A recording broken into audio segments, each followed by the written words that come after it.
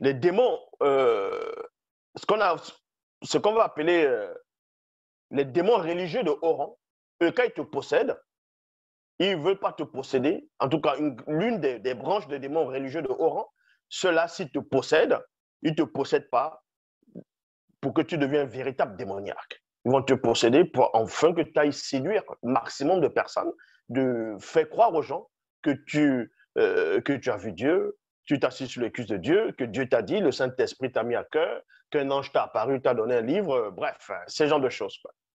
Ça, ce sont les démons guerriers, les démons religieux de haut rang, certaines espèces, certaines branches de démons. Tandis qu'il y a d'autres espèces de démons. Euh, pour en savoir plus, il faut tout simplement aller dans la démonologie. Parce que la démonologie, l'étude interdite de la science du démon, révèle ces choses-là. Donc, vous comprenez, à cette époque, au temps de Munyengen, cette femme, cette belle femme noire, connue sous le nom de Wonje, à chaque mari, quand il y avait nuit de noces, le démon venait, il tuait. C'est un démon de jalousie. C'est un démon de jalousie.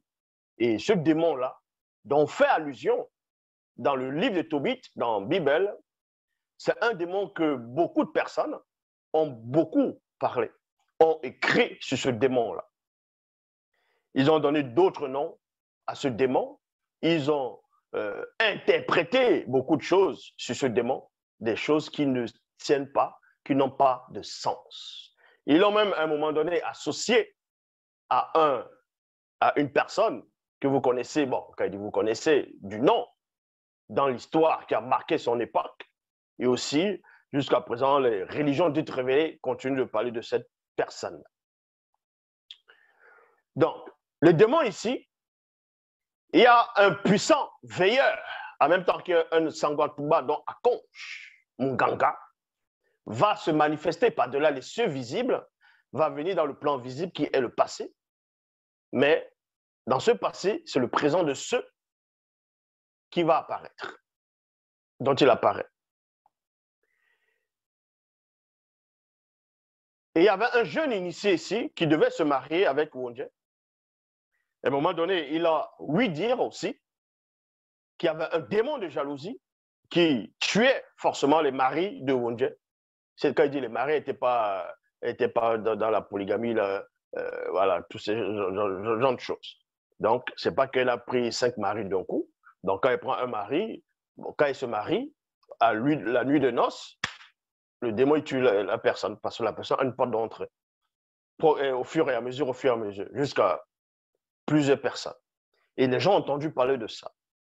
Et forcément, les gens vont se dire que c'était une sorcière, que c'est elle qui bouffait des gens mystiquement, c'est elle qui tuait des gens. Donc, elle avait l'habitude de tuer des personnes, mystiquement, de livrer des gens à la sorcellerie, ou bien voilà, que c'était le sacrifice qu'elle devait donner aux démons.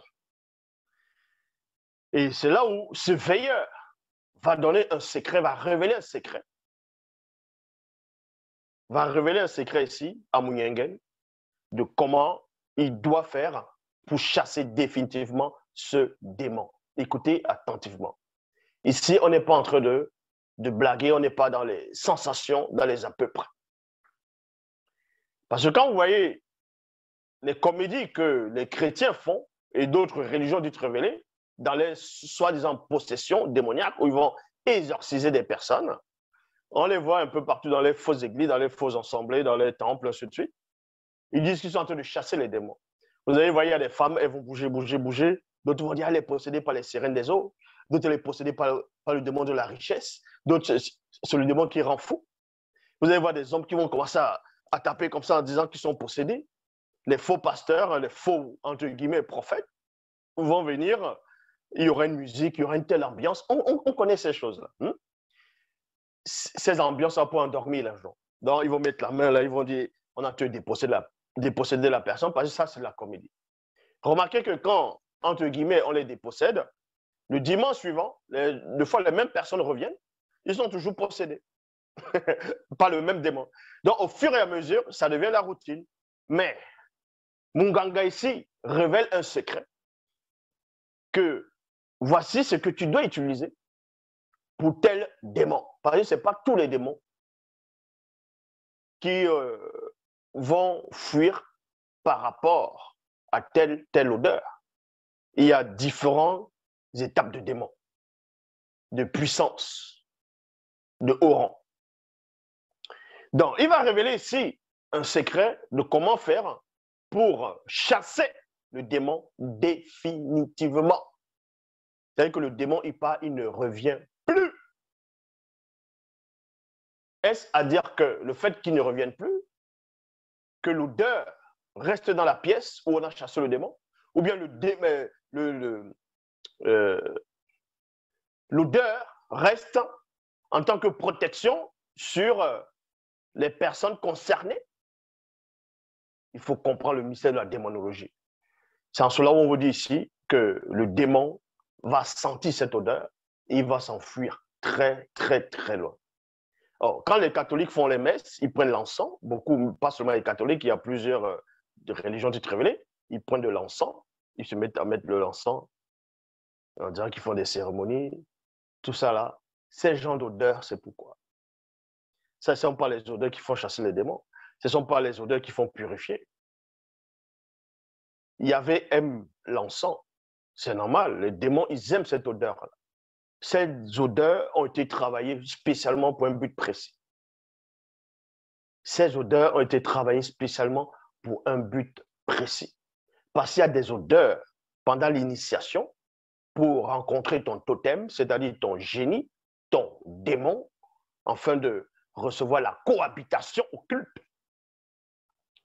Il y a certaines odeurs qui vont mettre en place. Ils vont te dire, prends telle branche, ainsi de suite, prends ça, telle écorce, tu vas mélanger, tu vas faire ceci, et tu vas mélanger et ça va manifester telle odeur. Et cette odeur est là pour, d'abord, premièrement, on prépare la place, l'endroit, le lieu. Et dès qu'il y a l'odeur, dès que tu aspires cette odeur, ça te prépare mentalement. Avec l'ambiance qui est dans la pièce, la musique, cette odeur va te détendre au fur et à mesure. En gros, c'est une sorte de drogue, cette odeur. Mais pas la drogue dure dont vous imaginez qui peut détruire facilement le corps. C'est une odeur qui est préparée pour ton mental, qui est préparée pour ton moi, c'est-à-dire ta conscience intérieure, pour pouvoir mieux ouvrir les brèches, la porte, pour que le démon puisse se manifester. C'est-à-dire pendant l'incantation. Non pas que le démon va se manifester physiquement, mais le fait qu'il se manifeste dans la pièce, toi, tu verras qu'il est dans la pièce, mais tu es en train de voir avec les yeux de ton esprit parce que tu es dans un état second. Une explosion atomique nucléaire ne peut les tuer. Il en est de même de toutes les armes du visible. C'est-à-dire que l'arme nucléaire, les explosions, toutes ces choses que vous voyez là, ne peuvent rien faire aux démons. Parce qu'ils sont esprits. Ils sont esprits. Mais il y a certaines odeurs qui peuvent les faire fuir et même les affaiblir. Parce que derrière l'odeur, il y a une présence. Vous allez certes me dire que l'âme atomique a une odeur, mais l'odeur de l'âme atomique ne fait pas fuir le démon. Mais il y a certaines plantes que quand on mélange, par rapport même aux organes, non pas d'homme, qu'on mélange, ça peut faire fuir le démon quand on les brûle. Il faut comprendre ces choses-là. Parce que derrière l'arbre, tel arbre, c'est pour ça qu'on dit qu'il y avait des arbres sacrés. Derrière tel arbre, tel arbre, tel arbre, il y a des esprits qui correspondent à ces arbres-là. Je ne suis pas en train de dire ici qu'il y a des esprits en forme d'arbre. C'est-à-dire qu'il y a des esprits supérieurs, des entités en forme d'arbre. Mais derrière chaque arbre qui a été manifesté au début de la création, il y a chaque arbre à sa loi. C'est pour ça qu'on donne à l'arbre de produire sa propre semence. Vous pensez que c'était quoi? Vous pensez que c'est l'arbre tout seul? Bref, ça c'est autre chose.